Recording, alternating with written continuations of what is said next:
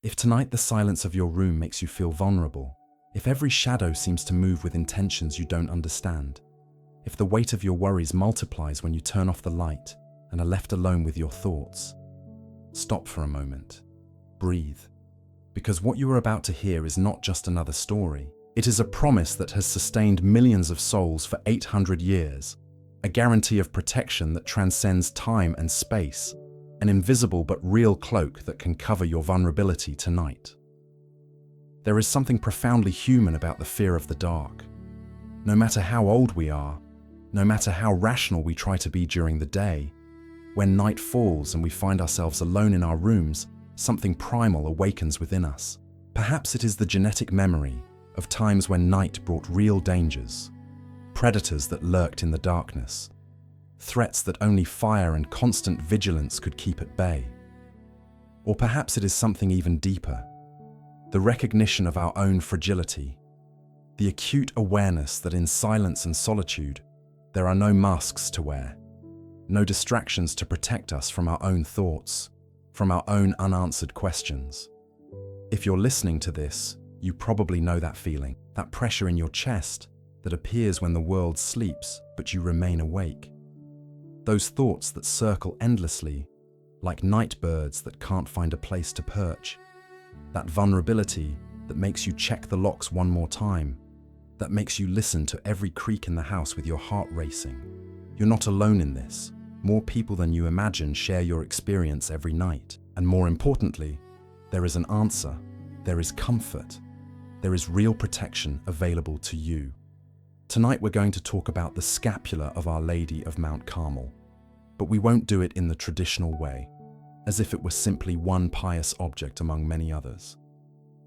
We're going to discover together why, for centuries, men and women of all walks of life have found in this sacramental a peace that transcends all understanding. We're going to explore the exact moment when the Mother of God bestowed this gift upon humanity, the precise words she spoke, and what modern science has discovered about how symbols of maternal protection affect our nervous system in measurable and real ways. But before we delve into the story, before we travel back to the 13th century and meet St. Simon Stock, before we witness the mystical vision that forever changed the devotional lives of millions, I want you to know something fundamental.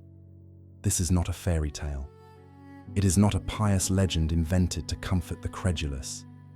It is a verifiable promise, documented, ratified by the Church, and confirmed by countless testimonies over 8 centuries. It is as real as the air you breathe, as tangible as the weight you feel on your shoulders right now.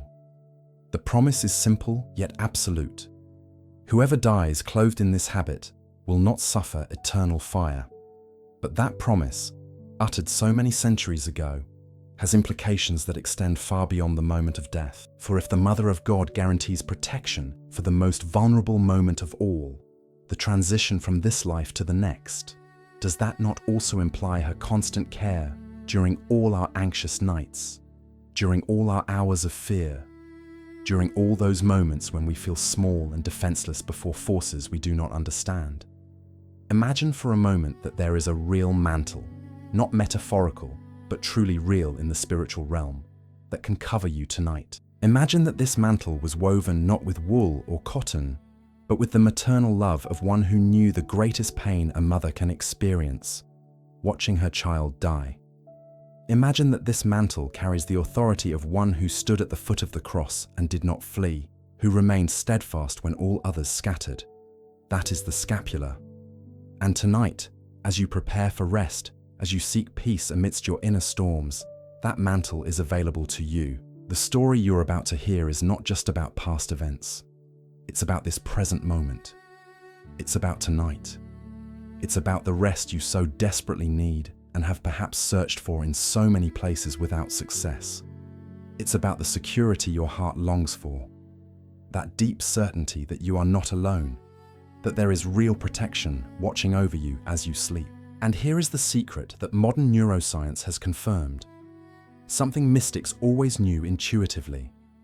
When we feel truly protected, when we experience what scientists call secure attachment, our brain releases oxytocin, the hormone that calms the nervous system, reduces stress cortisol, and allows our body to enter the state of deep relaxation necessary for true rest. It is the same process that occurs when a baby is held by its mother. The weight of the scapula on your chest, the awareness of that ancient promise, the memory of that divine maternal love. All of this activates the same brain circuits that allow us to finally let go, trust, and rest. So tonight, as we journey together through the history of the scapula, as we learn about Saint Simon Stock and witness his encounter with the Virgin Mary, as we explore the profound meaning of every aspect of this sacramental, I want you to know that you are not simply learning about religious history. You are receiving an invitation to experience for yourself that protection, that comfort, that peace that transcends all understanding. The journey ahead will be long, more than 2 hours of history, theology, science, and testimony. But every word has been carefully chosen, every pause calculated to allow you to breathe, every transition designed to draw you deeper into rest. You don't have to do anything but listen. You don't have to resolve anything tonight. You don't have to be any stronger or braver than you are right now. You simply have to allow these words to envelop you like a mantle, to gently carry you into sleep, to remind you that there is a mother watching over you, because that is the central truth of the scapula. It is not a magic amulet that works by its own power. It is a visible sign of an invisible reality. It is a tangible reminder that the mother of Jesus, who said, "Do whatever he tells you," who was present at every crucial moment of her son's life, who did not abandon her post even at the foot of the cross, that same mother now extends her protection over you. The scapula is her embrace made cloth. It is her presence made sign. It is her love made promise. And now, before we begin our journey toward that July day in 1251, before we meet Simon Stock and learn of his desperate search for answers, before we witness the moment the heavens opened and an eternal promise was uttered, take a moment to settle in. Adjust your pillow. Release the tension in your shoulders. Allow your breath to deepen, to slow. For what is to come is not just a story to hear. It is an experience to live. It is a blanket to receive. It is a peace to embrace. Tonight, you are not alone. You never have been. And the scapula we are about to discover together is tangible proof of that eternal truth. There's something you need to understand before I tell you about the scapula and its protective power. Something that perhaps has never been explained to you with the clarity you deserve. Your night terrors are not a sign of weakness. They are not evidence of insufficient faith. They are not something you should be ashamed of or try to hide. They are, in fact, one of the most profoundly human experiences there is, shared by saints and sinners, by mystics and skeptics, by people of all times and all cultures. When night falls and you find yourself alone in your room, when the outside world falls silent and the only sound is the beating of your own heart, something fundamental shifts in your consciousness. Psychologists call it the darkness effect, but it's much more than a simple psychological phenomenon. It's a radical moment of truth, when all the distractions of the day dissolve and you're left face to face with yourself, with your deepest worries, with your unanswered questions. During the day, we keep fear at bay through constant activity. We move from task to task, from conversation to conversation, filling every moment with external stimuli that prevent us from pausing to feel what's truly inside. It's a perfectly normal survival strategy, a way of functioning in a world that demands our constant attention. But when night falls, when you finally lie down and close your eyes, all those worries you kept occupied during the day awaken with renewed intensity. Perhaps it's worry for a loved one who is suffering, and during the day you were able to maintain hope by saying that everything will be all right. But in the darkness, the question assails you. What if it isn't? Perhaps it's anxiety about your financial situation, which during the daylight hours, you were able to rationalize with plans and strategies, but in the solitude of your bed becomes a crushing weight on your chest. Perhaps it's the fear of death itself, that primal fear we all share but rarely speak of openly, that insistent whisper that asks, what's on the other side? Will I be ready? Will I have lived well? Or perhaps your nighttime fears are more specific, more immediate. Maybe you live alone, and every creak in the house puts you on edge. Maybe you've experienced traumas that resurface in the darkness with a vividness that takes your breath away. Maybe you suffer from panic attacks that seem to appear out of nowhere, flooding your body with adrenaline and cortisol, making your heart race and your hands tremble for no apparent reason. Maybe nightmares have been your companions for so long that you've forgotten what it feels like to wake up rested, at peace, refreshed. The truth is that night terrors have deep roots in both our biology and psychology. From an evolutionary perspective, night has always been the time of greatest vulnerability for our species. Our ancestors relied on sight as their primary sense, and when darkness fell, they were at a distinct disadvantage against predators that hunted at night. The fear of the dark is not irrational. It is a survival response ingrained in our genes through millions of years of evolution. But there is something even deeper. Night, with its silence and darkness, confronts us with our own mortality in a way that day never does. Each night as we go to bed is a little death, a temporary surrender of consciousness, a moment when we must trust that we will wake up again. For those who struggle with anxiety, this moment of surrender can be particularly difficult. How do you relinquish control when everything inside you screams that you must remain vigilant, alert, prepared for any threat? And here's the cruel trap. The more you try to control fear, the more power you give it. The more you fight anxiety, the stronger it becomes. It's like fighting quicksand. Every desperate move only pulls you deeper. You've been in that battle, haven't you? You've tried to rationalize your fears, to tell yourself they're illogical, that there's no real reason to be afraid. You've tried breathing techniques, meditation, maybe even medication. And sometimes it works. But other nights, many nights, the fear returns in full force, mocking all your efforts to keep it at bay. What makes night terrors particularly insidious is their ability to grow in silence. During the day, when you're surrounded by other people, when there's light and movement and noise, the fear seems small, manageable. But in the darkness of your room, that same fear can expand to fill the entire space, to steal all the oxygen, to convince you that you're the only person in the world struggling with it, but you're not even close. Studies on sleep disorders reveal that approximately 40% of adults experience some form of nighttime anxiety regularly. That means tonight, as you struggle to find peace, millions of people around the world are experiencing the exact same thing. They're lying in their beds, eyes wide open in the dark, feeling alone, scared, overwhelmed. And throughout history, people have sought ways to cope with this universal fear. Every culture, every religion, every spiritual tradition has developed its own responses to night terrors. Some ancient cultures lit sacred lamps that were to be kept burning all night, symbols of the divine light that never goes out. Others developed specific prayers to be recited at bedtime, sacred words believed to have the power to ward off dark forces. Many traditions created amulets and talismans, physical objects worn on the body as protection against evil. From its earliest days, Christianity recognized the reality of nighttime fears and offered its own response. Monastic orders developed the office of Compline, the last prayer of the day, specifically designed to bring peace before sleep. That prayer includes Psalm 91, which promises, "You will not fear the terror of the night, nor the arrow that flies by day, nor the pestilence that stalks in darkness." Early Christians slept with crucifixes under their pillows. Medieval monks blessed their cells each night with holy water. All of this in recognition of a simple truth: the night requires spiritual protection. But there was a moment, a specific point in history, when the Christian response to nighttime fears took a particular, concrete, tangible form.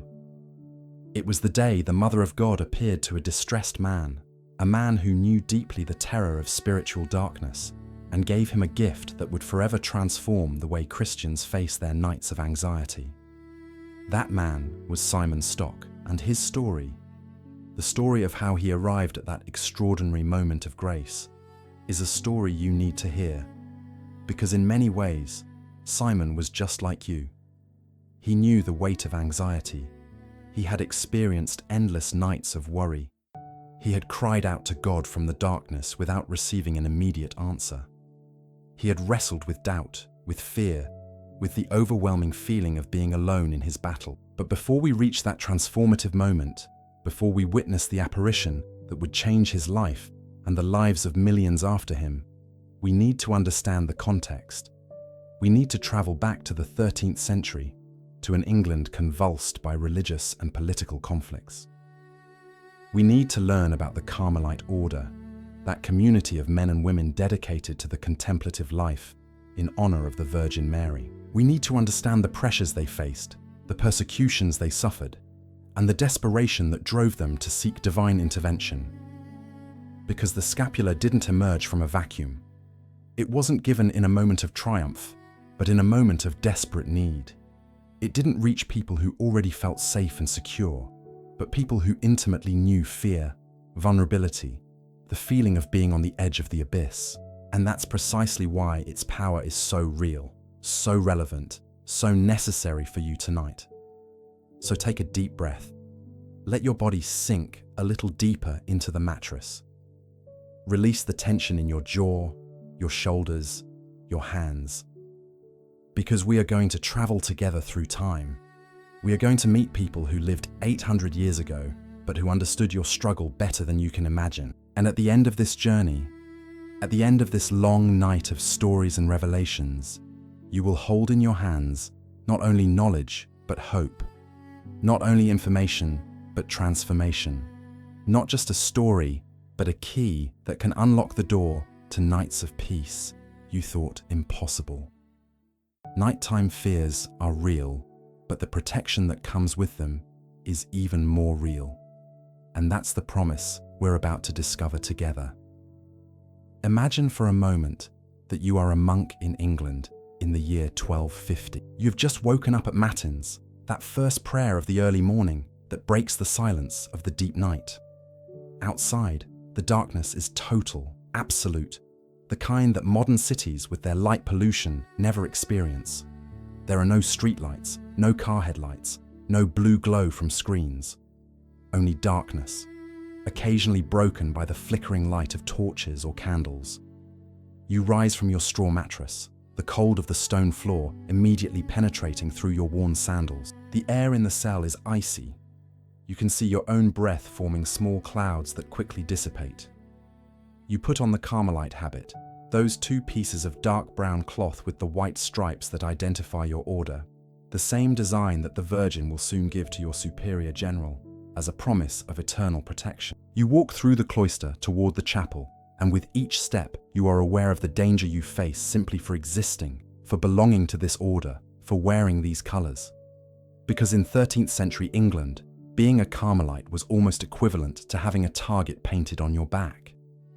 To understand the story of the scapula, to grasp why the Virgin Mary chose that specific moment to intervene, we need to immerse ourselves completely in the world Simon Stock inhabited, a brutal, uncertain world where faith and politics were intertwined in ways we can scarcely imagine today, where belonging to the wrong religious order could mean the difference between life and death. The 13th century was a period of massive transformation in Europe. The Crusades had opened new trade routes and brought back ideas from the East that challenged established structure. Universities were emerging, with thinkers like Thomas Aquinas revolutionizing theology by incorporating Aristotelian philosophy. Gothic architecture was reaching unprecedented heights, with cathedrals that seemed to defy the laws of physics. It was a time of unparalleled intellectual and spiritual fervor. But it was also a time of brutal conflict. The Fourth Crusade had ended in disaster just decades earlier, when the Crusaders, instead of liberating Jerusalem, had sacked Constantinople, the capital of the Christian Byzantine Empire. That betrayal had deepened the schism between the Eastern and Western churches in ways that have not yet fully healed. And now, the religious orders that had been founded in the Holy Land were finding it increasingly difficult to maintain a presence in a region that was constantly embroiled in conflict. The Carmelite order was one of those orders with roots in the Holy Land. According to tradition, It was founded by hermits who withdrew to Mount Carmel, that majestic promontory that rises above the Mediterranean Sea in what is now northern Israel. They chose that place because of its connection to the prophet Elijah, who, according to the first book of Kings, had challenged the prophets of Baal on that very mountain, calling down fire from heaven to demonstrate the power of the true God. Those first Carmelites lived in caves and small cells scattered across the mountainside, dedicating their days to contemplative prayer and fasting. Their life was radically simple, devoid of all comfort, and completely focused on the search for God. And from the beginning, their particular devotion was to the Virgin Mary, whom they saw as the perfect model of receptivity to God, of pure contemplation, and of total surrender. There is something beautiful about the image of those first Carmelites on Mount Carmel. Imagine them in their stone cells, gazing out at the same sea that Mary must have contemplated countless times when she lived in Nazareth, just a few miles to the east. Imagine them in deep prayer beneath the same stars that shone when Elijah awaited God's voice, when the prophet learned that God was not in the violent wind or the earthquake or the fire, but in the gentle whisper. But this contemplative idyll could not last amidst the constant conflict between Christians and Muslims for control of the Holy Land. By 1220, the situation had become untenable. Saracen armies had reclaimed most of the territory the Crusaders had conquered, and the religious orders that had flourished under Christian protection now faced constant persecution and real danger. The Carmelites had to make a painful decision: to abandon their ancestral home on Mount Carmel and seek refuge in Europe. It was a traumatic diaspora. Imagine what it meant for those men and women to leave behind the place they had considered sacred, the mountain where Elijah had walked, where they had built their first chapel dedicated to Mary. It was as if they were being torn from their very identity. They arrived in Europe, primarily England, France, and Italy, as spiritual refugees. But what they found was not a welcome, but suspicion and hostility. The established religious orders, the Franciscans and Dominicans in particular, saw them as competition. Local bishops questioned their legitimacy, wondering if these strangers with their stories of Mount Carmel and the prophet Elijah truly had papal authority to exist. The secular clergy viewed them as a burden, more mouths to feed in already difficult times. And the common people, superstitious and distrustful of anything new, looked at them with fear. Who were these men in their striped habits and strange ways? What rituals did they practice in their monasteries? Rumors began to circulate, the kind of poisonous gossip that can destroy reputations and lives. It was said that the Carmelites practiced black magic, that their prayers invoked demons instead of God, that beneath a veneer of holiness they concealed terrible heresies. In England specifically, the situation was further complicated by the political tensions of the time. King Henry III was in constant conflict with his barons, who saw him as weak and overly influenced by foreigners, particularly the French. Any religious order with international connections was viewed with suspicion, potentially as agents of foreign powers. The Carmelites, with their origins in the Holy Land and their connections to Rome, fit perfectly into that threat category. There were physical attacks against Carmelite convents. There are records of mobs burning their houses, beating the monks, and desecrating their chapels.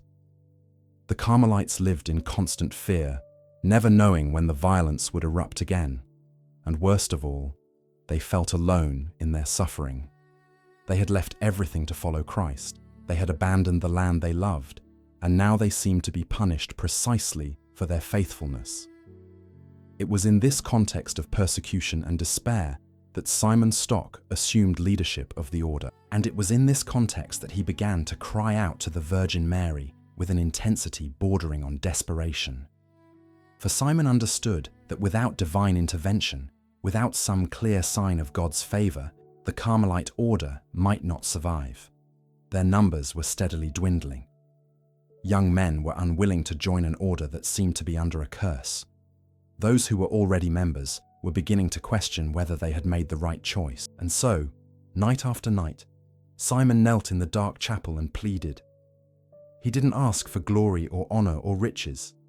He simply asked for a sign, something to show him and his brothers that they hadn't been abandoned, that their devotion to Mary wasn't in vain, that there was hope beyond the dark horizon they saw.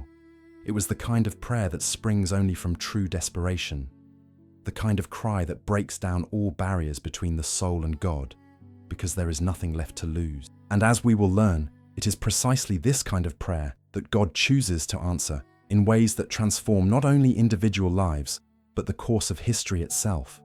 But before we get to that miraculous moment, we need to know more deeply the man who would experience it. We need to understand who Simon Stock was, where he came from, what shaped him. Because the promise he was about to receive wasn't given to a perfect saint on a pedestal, but to a real man, with real struggles, with real doubts. A man, in many ways, just like you. There is something profoundly comforting in knowing that the saints, those people we venerate and ask to intercede, began as broken, confused, and afraid individuals as any of us. Simon Stock wasn't born a saint. He didn't emerge from his mother's womb with a golden halo and a serene smile. He was a man who struggled, who doubted, who knew the bitter taste of despair. And it is precisely for this reason that his story has so much power for us today. His very name is a mystery that reveals something essential about his character. Stock comes from the Old English stock, meaning tree trunk. According to tradition, when Simon was just a boy, perhaps 12 or 13 years old, he made a decision his parents couldn't understand. He went to live alone in the hollow of an ancient oak tree in the forest of Kent, in southeast England. Imagine that child. Imagine the determination it must have taken to leave the relative comfort and security of his family home for the total uncertainty of the forest. It wasn't an impulsive outburst from a rebellious teenager. According to the accounts that have come down to us, even at that early age, Simon felt an irresistible pull toward solitude, toward contemplation, toward something he couldn't name but recognized as absolutely essential to his soul. The forest in medieval England was not the picturesque and safe place we imagine today when we think of nature. It was wild, dark, and full of real dangers. There were wolves, bandits hiding among the trees, and the constant threat of freezing to death in winter or starving if you couldn't find enough food. And beyond the physical dangers, there were spiritual dangers, or at least what people of the time perceived as such. Forests were believed to be places where demons dwelled, where dark forces held special power. But Simon wasn't afraid. Or more precisely, he was afraid. But he overcame it because the call was stronger than his terror. He settled in the hollow of that giant oak tree. And there he established his first cell, his first space dedicated entirely to God. He slept on dry leaves. He ate roots, berries, anything edible he could find. And he spent hours, entire days, simply in silence, listening. What was he listening to? What was that boy searching for in the solitude of the forest? The documents are unclear on the details, but we can intuit something of his inner experience based on what we know of other contemplatives.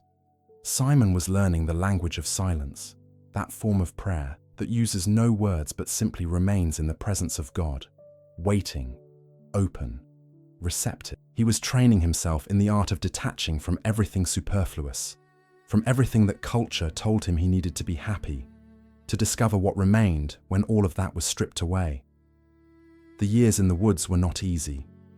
There were nights of intense fear when the sounds of the forest surrounded him, and his youthful imagination transformed them into terrible threats. There were days of doubt when he wondered if he wasn't completely insane, if it wouldn't be better to go home and live a normal life. There were times of profound spiritual dryness when God seemed so absent that prayer felt like shouting into the void. But Simon persevered, and slowly, as the years passed, something changed within him. The forest that had initially been a place of testing became his true home.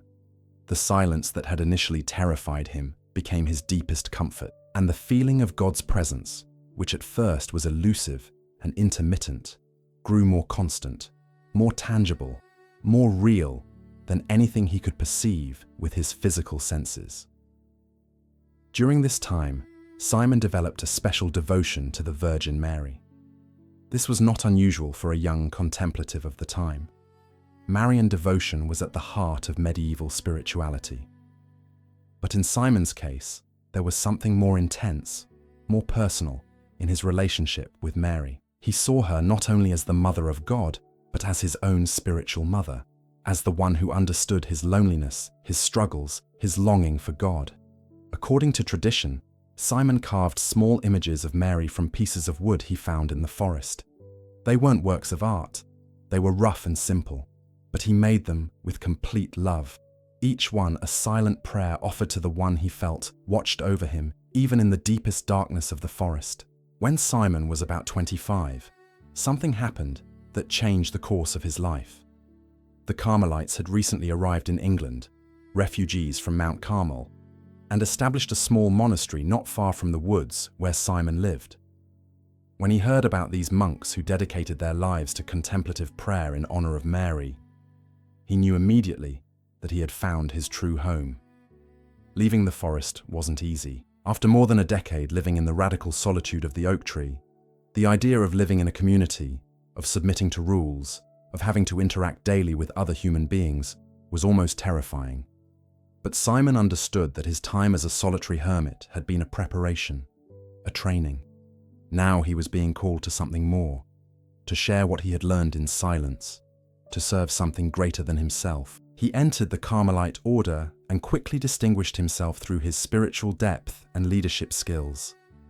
He wasn't the charismatic type who draws crowds with eloquent speeches. Simon was quiet, almost shy in the presence of others. But there was an authenticity about him, a real connection with God that people instinctively recognized.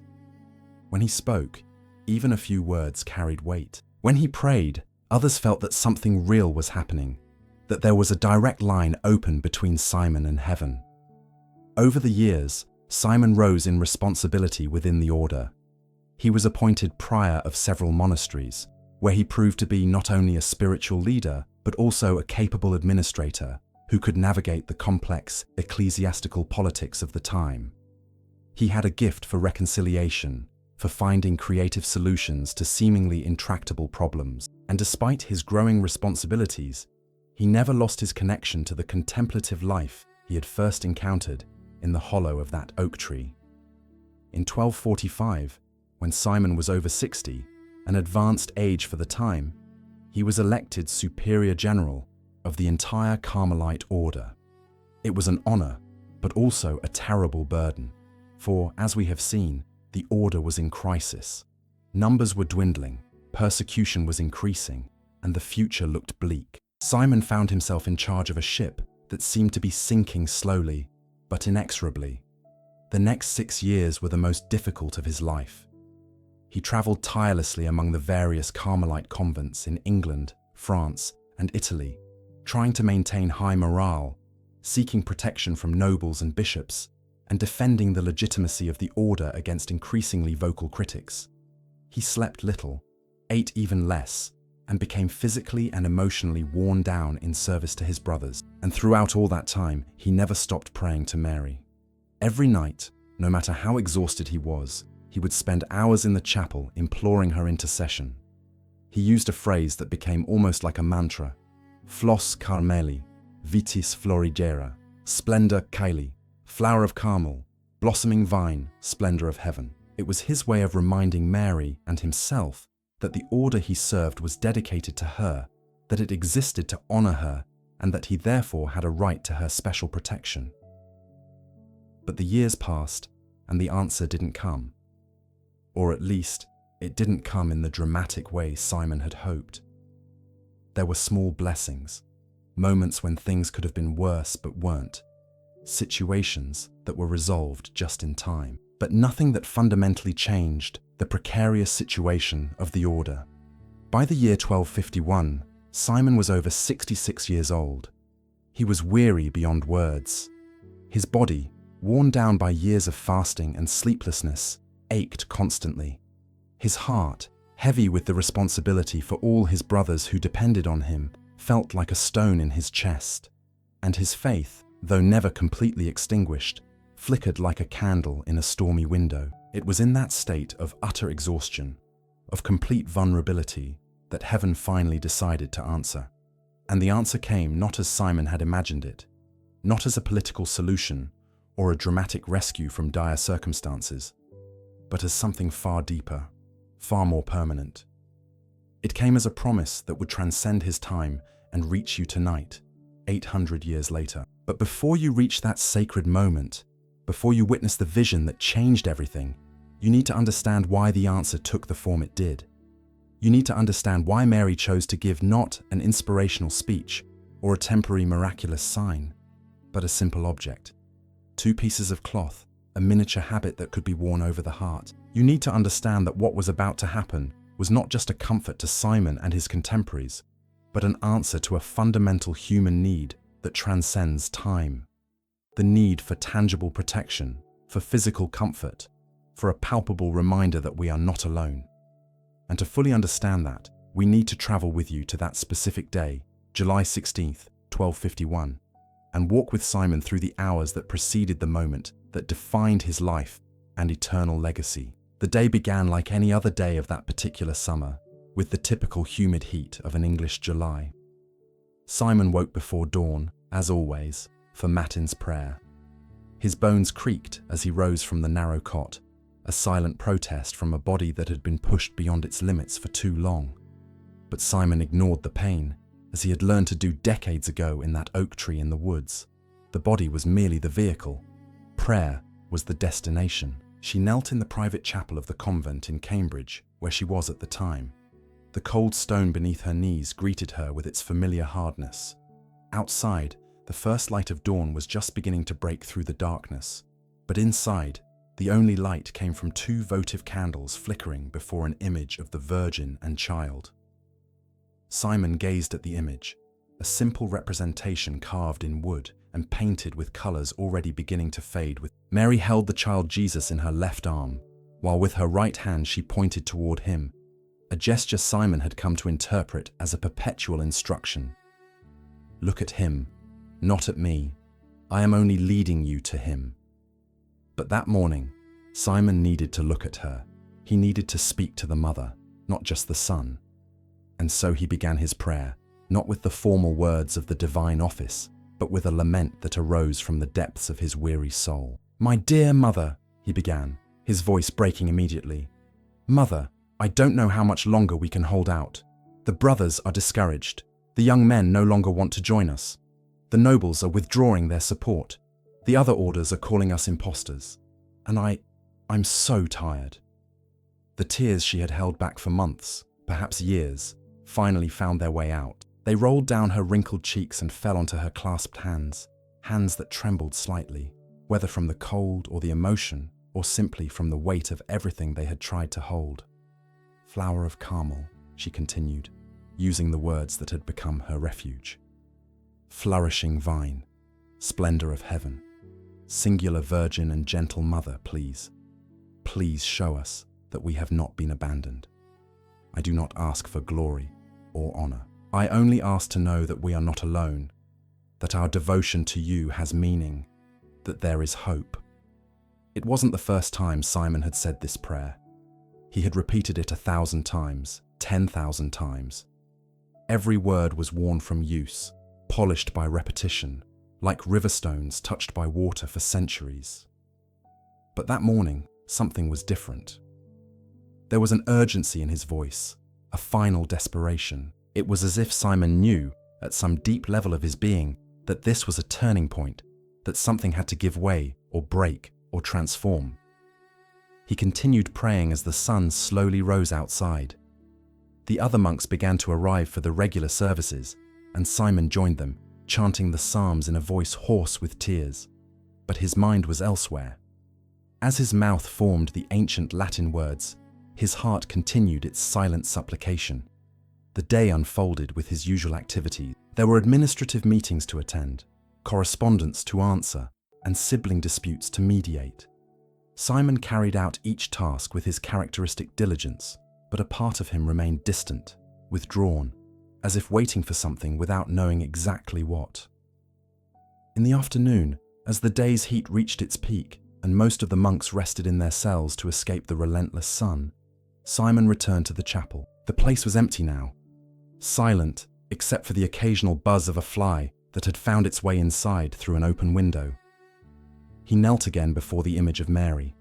The light streaming through the high windows created patterns on the stone floor, golden dust suspended in angular rays of light. And it was in that moment, in that perfect stillness, that Simon felt something shift in the very atmosphere of the place. It's difficult to describe in words what happens when the supernatural touches the natural. There's no language adequate to capture that feeling when ordinary reality parts like a curtain and reveals something beyond, something truer than anything we call real. Simon felt it first as a pressure in the air, as if the very space of the chapel were condensing, concentrating, preparing to contain something immense. Then came the light, not the natural sunlight streaming through the windows, but a different kind of light, softer yet somehow more intense, that seemed to emanate not from a specific source, but from the air itself. It was a light that didn't hurt the eyes but comforted them, that didn't create shadows but dissolved them, that carried within it a quality of warmth that was almost a physical embrace.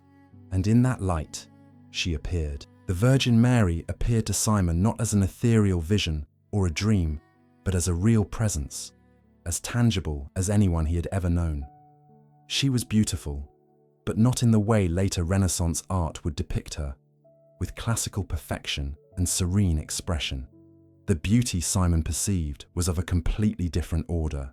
It was the beauty of absolute holiness, of total purity, of someone who had said yes to God with every fiber of her being. When her eyes met Simon's, they held oceans of compassion.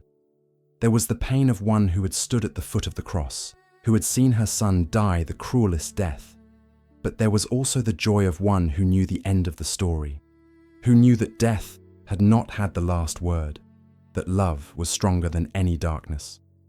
In his hands, he held something simple, almost ordinary, a scapula, two small rectangles of brown cloth, connected by cords that would allow them to be hung over the shoulders.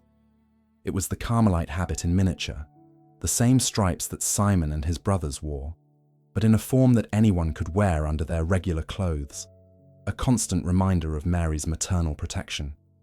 Mary spoke, and her voice was not loud or authoritarian, but soft, almost intimate, like a mother speaking to her child after a long separation. The words she spoke have been preserved through the centuries, transmitted first orally and then written in the order's records. They are simple, direct words, without complicated theological embellishments. Receive, my beloved son, this scapula of your order. It is the sign of my confraternity and a privilege for you and all Carmelites. Whoever dies clothed in this habit will not suffer eternal fire. It is a sign of salvation, a protection in dangers, a pledge of peace, and of eternal covenant. Simon extended his hands, trembling not from age or weakness, but from the weight of the moment.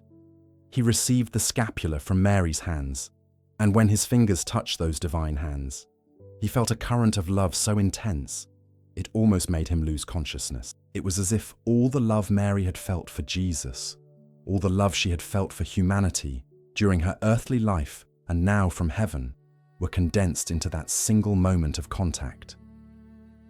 The scapula's fabric felt rough against his palms. The unprocessed wool from which it was made testified to its simplicity. There was nothing special about the material itself. It wasn't decorated with jewels or elegant embroidery. It was plain, humble, ordinary. And yet, Simon immediately understood that what he held in his hands was extraordinary precisely because of its ordinariness. It was something anyone could wear, rich or poor, noble or peasant, scholar or illiterate. The protection it offered was available to all. Mary continued speaking, and her words entered Simon's heart, not just as sound but as living truth. This is my gift to my beloved order. For those who wear it with devotion, it will be armor against temptation, a shield in battle, a comfort in affliction. And at the hour of their death, I will be there, present as I was present at Calvary, to accompany them in their passage from this world to the next. There was more. words that Simon never fully shared with anyone, private words between a mother and her son that were meant only for him. But the essence of the message was clear. The Carmelite order was not abandoned. Their devotion to Mary had been noticed, appreciated, and rewarded. And the scapula was the tangible sign of that eternal truth. Then, as gently as it had appeared, the vision began to fade. The extraordinary light receded, as if being softly drawn back into some realm beyond our own. Mary's presence, which had filled the chapel with such intensity that the air itself seemed denser, grew fainter, more ethereal, until only a final glimmer of golden light remained. And then nothing. Simon found himself alone again in the chapel, kneeling on the stone floor. But now he held the scapula in his hands, physical proof that what he had just experienced had not been a dream or an illusion brought on by exhaustion. It was real. It had happened. Mary had come. She had answered. She had given her gift. The tears Simon had shed that morning in despair now flowed with gratitude, with relief, with a love so overwhelming it seemed his heart could not contain it without bursting. He pressed the scapula to his chest, feeling the rough texture of the wool against his skin, even through the habit he wore, and he whispered, again and again, "Thank you, thank you, thank you." He spent the rest of the day in the chapel without moving from his kneeling position, so absorbed in prayer and gratitude that he completely lost track of time. The other monks, worried by his absence from the communal supper, finally came to look for him and found him there, illuminated by candlelight, with the scapula still pressed against his heart.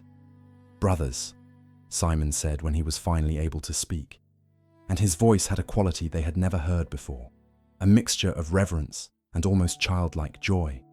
"She came, our mother came, and she brought a gift for all of us, for the whole order, for anyone who wants to receive it." He showed them the scapula and recounted, in as much detail as he could remember, what he had experienced.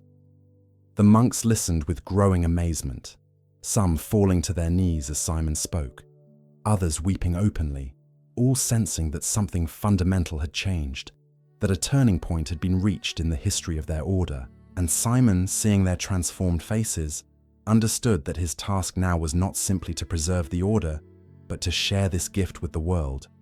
The scapula was not just for professed Carmelites, it was for anyone seeking Mary's protection, needing a mother's comfort, wanting a tangible reminder that they were never alone. That night, for the first time in years, Simon slept soundly and dreamlessly, the scapula resting over his heart. And when he awoke in the morning, the first thing he did was press it back to his chest, checking that it was still there, that it hadn't been a beautiful dream that faded with the daylight. It was there. It was real. And his work of spreading this gift was just beginning. The following years of Simon's life were dedicated to sharing the scapula with as many people as possible. He traveled tirelessly, despite his advanced age, carrying Mary's message to nobles and peasants, bishops and beggars. And everywhere, the response was the same: a deep hunger for this kind of tangible protection, this physical symbol of divine maternal love. The Carmelite order, which had been on the verge of extinction, experienced a dramatic resurgence. Young people began to join again, drawn not only by the contemplative life, but also by the special promise associated with their habit. Nobles who had previously withdrawn their support renewed it, impressed by Simon's testimony and by reports of graces received by those who wore the scapula. And most importantly, ordinary people, those who struggled with night terrors and daytime anxieties, found in the scapula a comfort that had eluded them until then. Simon died on May 16th, 1265, exactly 14 years after the vision. He was 80 years old, an extraordinary age for the time. His last words, according to the records, were, "I find her. I finally find her face to face." And over his heart, worn from years of constant use, rested the scapula that Mary had given him. His funeral was attended by hundreds of people, many of them wearing the scapula under their clothes. And when his body was placed in the grave, Those present reported a sweet perfume filling the air, like roses in full bloom, even though it was May and there were no roses planted near the cemetery. But the story of the scapula did not end with Simon's death. In fact, it was only just beginning. For what Mary had given on that July day was not merely temporary comfort to an order in crisis. It was a perpetual gift for any soul in need, in any time, anywhere. It was a mantle of protection that would transcend time and space, reaching right up to this present moment, to this very night as you hear these words. And here, at this point in our story, we need to pause. We need to step back for a moment from the events of the 13th century and look more deeply at what all of this means. We need to understand not only what the scapula is, but why it works, how a simple piece of cloth can carry such power, what is happening on the spiritual, psychological, and even neurological levels when someone wears it with devotion. Because if we are to claim the promise of the scapula for ourselves, if we are to allow its protection to envelop our own troubled nights, we need to fully understand what we are receiving. Not as magic or superstition, but as a real, verifiable grace that works precisely because it connects with profound truths about how we were created and how divine love operates in our reality. The cloth mantle, theology, and psychology of the scapula. There's a question you may have been asking yourself throughout this whole story, a perfectly reasonable one. How can a piece of cloth have such power? Isn't this simply medieval superstition, the kind of magical belief that mature faith should overcome? And if God truly wants to protect us, couldn't He do so without intermediaries, without physical objects, without sacramentals? These are important questions, and they deserve honest. Because you're right to be skeptical of superstition, to question beliefs that seem to reduce God to an automatic dispenser of favors. But what I'm about to explain goes far beyond that. The power of the scapula doesn't reside in the fabric itself, but in what it represents, in the spiritual and psychological realities it activates, in the way it connects with fundamental truths about how we function as human beings created in God's image. Let us begin with sacramental theology, that branch of the Christian faith, which many Protestants abandoned during the Reformation, but which contains profound wisdom about the incarnate nature of our relationship with God. Christianity, unlike many other religions, is not a purely spiritual or abstract faith. It is rooted in the incarnation, in the scandalous fact that God became flesh, that the divine chose to manifest itself in the material. When Jesus wanted to give us His abiding presence, He didn't simply say, "Remember me in your thoughts." He gave bread and wine, tangible things we can touch and taste. When He wanted to heal us, He didn't just speak words from heaven. He touched the sick with His physical hands, put mud on the blind man's eyes, and allowed the woman with the hemorrhage to touch the hem of His garment. Time and again, we see that God chooses to work through the material, not because He needs to, but because we need Him. We are embodied creatures, not pure spirits. We live in bodies. We experience reality through our senses. And God, in His infinite wisdom, respects that reality. He doesn't ask us to completely transcend our physical nature to find Him.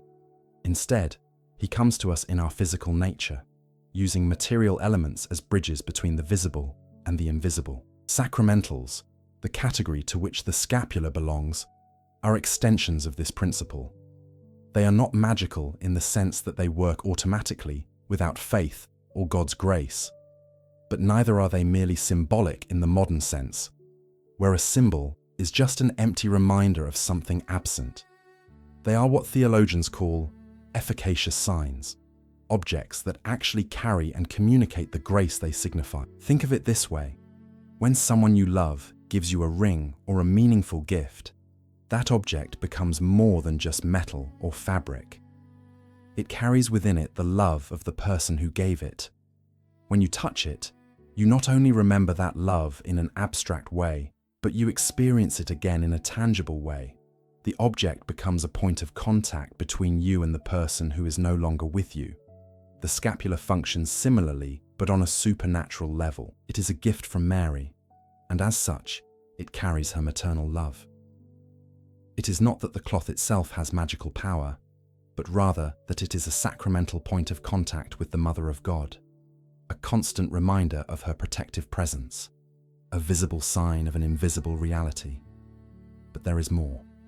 The specific form the scapula takes, two rectangles of cloth connected by cords that rest on the chest and back, is not arbitrary. It is the Carmelite habit in miniature, and that habit in turn is designed to remind the wearer that they have been clothed with Christ, that their identity no longer lies in their own efforts, but in belonging to God. When you wear the scapula over your chest, it rests directly over your heart, and when it rests over your back, it covers the most vulnerable part of you, the part you cannot see or protect on your own. It is a perfect image of what it means to trust in God, allowing Him to cover both what you can see, your chest, your forehead, and what you cannot see, your back, your vulnerability. The weight of the scapula, though light, is constantly felt. Unlike a piece of jewelry you might forget you're wearing, the scapula reminds you of its presence with every movement. It's a continuous physical reminder that you are covered, protected, and more than just alone. And this constant reminder has profound spiritual and psychological effects. From a spiritual perspective, every time you feel the weight of the scapula and remember what it means, you are making an act of faith. You are renewing your trust in Mary's protection, in God's love. And each of those small acts of faith, multiplied throughout the day and night, strengthens your relationship with God in ways that formal prayer alone could not. It's like the difference between thinking about someone you love once a day versus carrying their picture in your wallet and seeing it every time you open it. A photograph doesn't replace the real relationship, but it keeps it present in a more constant way, more integrated into your daily life. And this is where modern neuroscience offers fascinating insights that confirm what faith has always intuitively known. When we experience what psychologists call secure attachment, when we feel unconditionally protected and loved, our brain releases oxytocin, often called the love hormone or the cuddle hormone. Oxytocin has profound effects on our nervous system.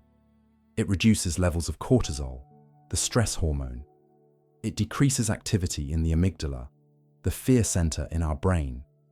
It increases activity in areas associated with trust and social connection. In short, it deeply calms us, allowing our body to shift from fight or flight mode to a state of rest and digestion.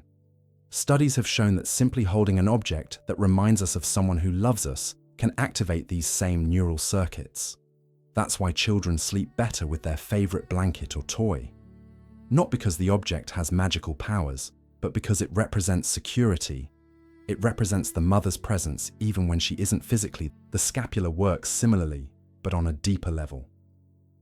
For someone who wears it with faith, it's not just an abstract reminder of protection, but a real point of contact with Mary's maternal love.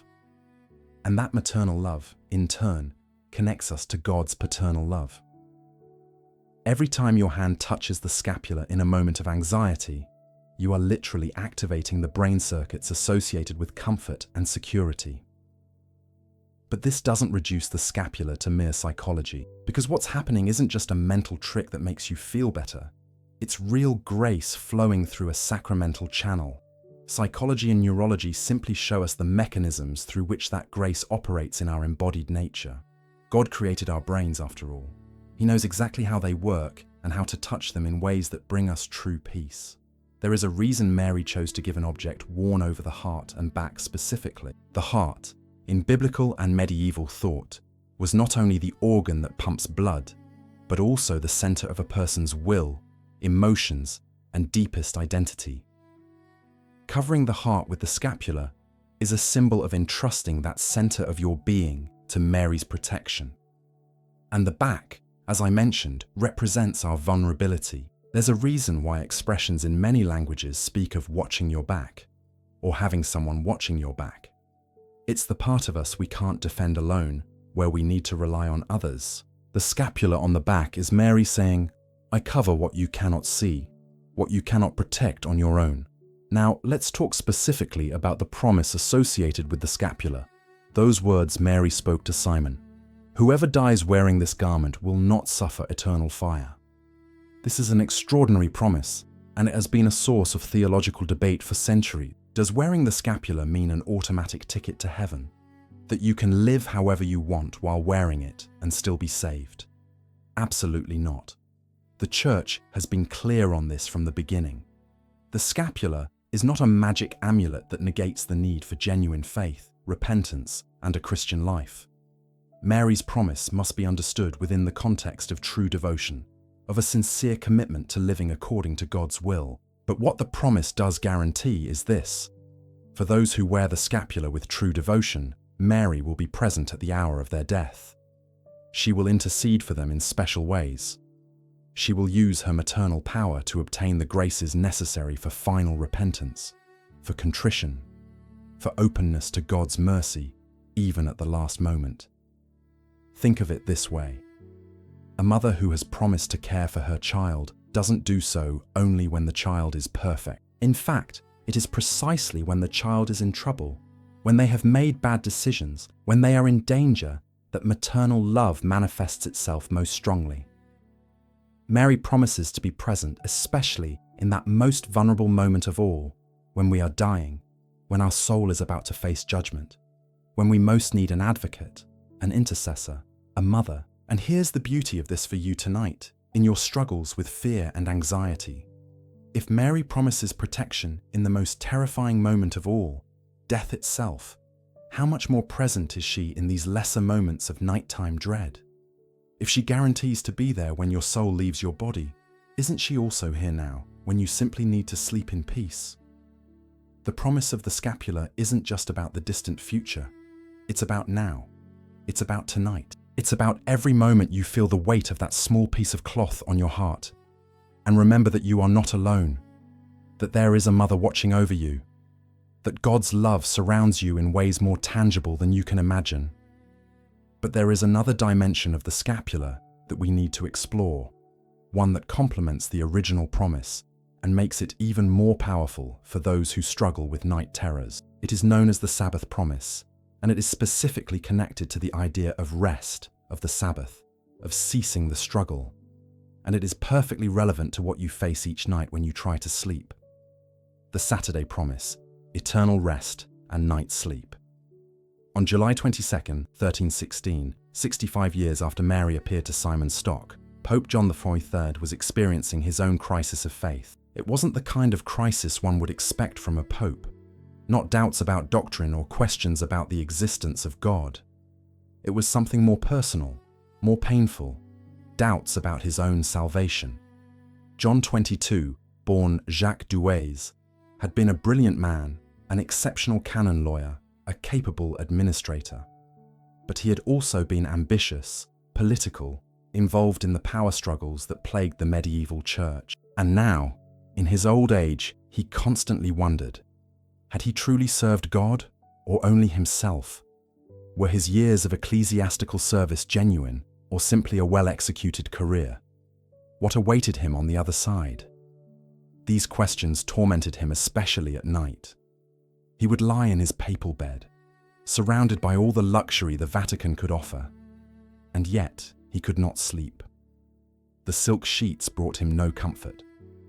The feather pillows gave him no rest, for the fear in his heart was heavier than any blanket. And then, on one of those tormented nights, Mary appeared to him. Not in the majesty with which she had appeared to Simon, surrounded by celestial light. This time, she came with the simplicity of a mother entering the room of her sleepless child. She came with comfort, with tenderness, with an additional promise that would perfectly complement the one she had given decades before. She told them that those who wore the scapula devoutly, who lived chastely according to their state in life, and who prayed the divine office, or at least the rosary daily, would be released from purgatory on the first Saturday after their death. Saturday, that day of rest which God himself had sanctified since creation, would be the day on which she herself would descend into purgatory to take her children to the eternal rest of heaven. This promise, known as the Sabbath promise, has been the subject of theological debate for centuries. Some accept it literally, others see it as metaphorical. But regardless of the exact interpretation, the central message is clear. Mary promises special relief, a shortening of purifying suffering, for those who consecrate themselves to her through the scapula.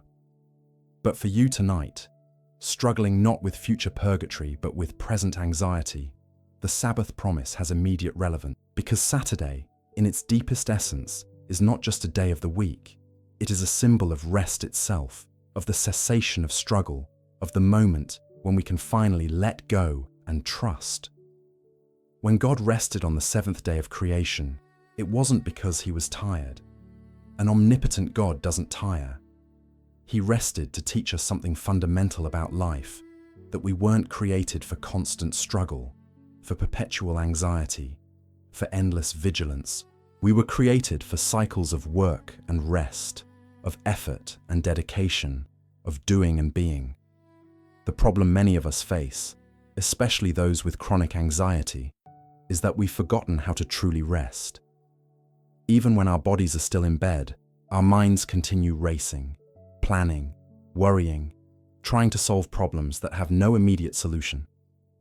We don't know how to have an inner Saturday, a moment of true stillness. And this is where the Sabbath promise beautifully connects with your sleepless nights. Mary promises to lead her children to eternal rest on the Sabbath. But every night, when you lie down, you are entering your own mini-Sabbath, your own time of rest. And the mother who promises to lead souls to eternal rest is the same one who can teach you how to rest now, tonight, in this very moment. The scapula on your chest becomes a constant invitation to that Sabbath rest. Every time you touch it, you are reminded that not everything depends on you, that there is a mother who carries what you cannot carry, that rest is not something you have to earn or deserve, but something offered to you as a gift. There's a beautiful parallel between purgatory and insomnia that you may never have considered. Purgatory, according to Catholic teaching, isn't a place of punishment in the sense of divine vengeance. It's a process of purification, of deep healing from the wounds and distortions we've accumulated throughout life. It's painful, yes, but the pain is the pain of growth, of transformation, not the pain of destruction. Insomnia, especially when rooted in anxiety, works similarly. It's not simply the absence of sleep. It's a state in which your mind and body are stuck in a processing loop, trying to resolve things that can't be solved by willpower alone. Your brain is trying to purge accumulated stress, process undigested experiences, and find resolution to internal conflicts. And just as Mary promises to ease the purifying process of purgatory, she can ease the painful process of your sleepless nights, not necessarily by instantly eliminating insomnia, just as purgatory isn't eliminated but shortened, but by bringing peace in the midst of the process, granting you the grace to rest even when you can't sleep, allowing you to experience inner peace even when your body remains awake. This is a crucial distinction that many people don't understand about true rest. It's not the same as sleep. Sleep is a wonderful and necessary physiological process, but it's not the deepest rest we need. The deepest rest is for the soul. It's the ability to let go of control, to trust, to be at peace even in the midst of struggle. Jesus himself modeled this. When he was in the boat during the storm and the disciples panicked, he was asleep. Not because he was indifferent to the danger, but because he was resting in complete trust in the Father. His body was asleep, but more importantly, his soul was at rest. And when he awoke and calmed the storm, he did so, not because the storm was the real problem, but because he wanted to teach his disciples that inner rest is possible even in the midst of external storms. Mary, as the first and most perfect disciple, knew this kind of rest better than anyone. Think of all the times in the Gospels when things seemed to be spiraling out of control. When the angel announced that she would conceive a child as a virgin, when she had to give birth in a stable, when Herod sought to kill her baby, when Jesus got lost in the temple, when he began his public ministry and the Pharisees accused him, when he was finally arrested and crucified. In each of those moments, Mary had to practice the Sabbath rest of the soul. She had to let go of control, trusting that God knew what he was doing even when everything seemed to be going terribly wrong. And Luke tells us that she treasured up all these things in her heart, pondering them, processing them not with anxiety, but with contemplative trust. This is the Mary who promises to be with you in your troubled nights. Not the Mary of pretty holy cards who never experienced pain or fear. The real Mary, who knew maternal anxiety in its most intense form, who had to learn to rest in God when she wanted to control, protect, and fix everything. And the scapula he offers you is like an extension of his own contemplative heart. When you wear it, you are being invited to share his way of being in the world, his ability to remain at peace even in the midst of chaos. It is not something you achieve through effort, but something you receive by grace, like a child receiving its mother's embrace. The promise of Saturday is that the work eventually ends, that toil gives way to rest, that the struggle is not forever. For those in purgatory, that Saturday literally comes when Mary takes them to heaven. For you tonight, that Saturday can begin now, this very moment, when you choose to trust instead of control, when you allow the weight of the scapula to remind you that you are being carried rather than having to carry everything yourself. This doesn't mean your anxiety will magically disappear. It doesn't mean you'll sleep perfectly every night from now on. But it does mean that even on nights when you can't sleep, even in moments when fear seems overwhelming, you will have an anchor. You will have a physical, tangible reminder of the love that sustains you. You will have Mary, who intimately knows the experience of sleepless nights worrying about a beloved child, walking with you through your own darkness. And here's something you may not have considered. Each night you spend awake in anxiety could be seen as your own kind of purgatory, your own purification process. Not as punishment, but as an opportunity for growth, to learn to trust more deeply, to release layers of control that have kept you bound. From this perspective, the Saturday promise is not just about the future after death. It is about the transformation that can happen now, in these nights of struggle, when you allow Mary to accompany you through the process. It is about discovering that Saturday, the true rest of the soul, is available even in the midst of the storm. The Carmelites, since the time of Simon Stock, have understood this profoundly. Their contemplative life is centered on the concept of rest in God, of finding that constant inner Sabbath even while performing the ordinary tasks of the day.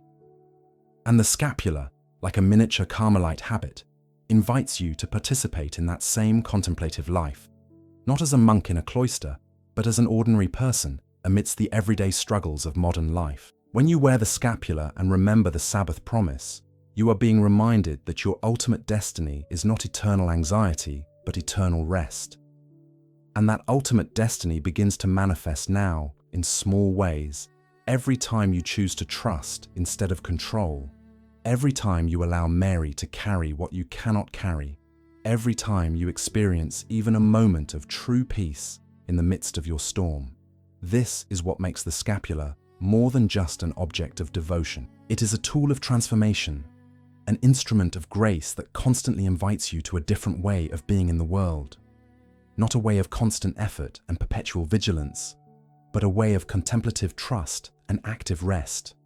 And now, having grasped the profound theology and psychology of the scapula, having seen how it connects with our most fundamental needs for security and rest, we need to hear the stories. We need to see how this sacramental has worked in real lives throughout the centuries.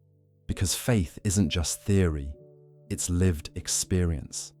And the stories of protection, the narratives of transformation, the testimonies of grace are what make all of this real, tangible, and believable. 8 centuries of protection, testimonies that defy explanation. There's something powerful in hearing someone else's story. Someone who struggled with the same thing you're struggling with and found relief. It's not that their solutions will always be directly applicable to your situation, but there's a profound recognition, a validation that you're not alone, that others have walked this dark path and found light. Over the 800 years since Mary gave the scapula to Simon Stock, countless testimonies of its protective power have emerged. Some are dramatic, obvious miracles that defy all natural explanation. Others are more subtle, internal transformations that only the person involved can truly appreciate. But all point to the same central truth. Mary's promise was not in vain. The scapula truly carries grace. The protection is real. Let's begin with a story from the 14th century. just a few decades after devotion to the scapula began to spread beyond the Carmelite. In a small town in France, there was a man named Pierre who suffered from what we would now recognize as severe panic disorder. At night, he would experience episodes where his heart would race for no reason, where he felt as if he were suffocating even though there was plenty of air, where the absolute conviction that he was about to die would completely paralyze him. The doctors of the time had no name for this condition. Some said he was possessed by demons. Others suggested it was punishment for hidden sins. Pierre tried everything: exorcisms, bloodletting, pilgrimages to shrines of saints known for healing. Nothing worked. The nights remained a torment, and his fear of fear itself became increasingly debilitating. Then a Carmelite friar visited his village. Pierre, in despair, told him his story. The friar listened with compassion, without judgment, without the sensationalist, supernatural explanations that others had offered. And then he said something simple. "Brother, what you are suffering is real. You are not weak. You are not possessed. You are not being punished. But there is a mother who can sustain you through this." She gave Pierre a scapula and showed him how to use it, not as a magic amulet, but as a constant reminder of Mary's protective presence. "When you feel panic starting," she instructed him, "don't try to fight it with your own strength. Instead, place your hand on the scapula against your chest, feel its weight, and remember that you are not alone in this." Pierre followed the advice. The first night he wore the scapula, panic came as usual.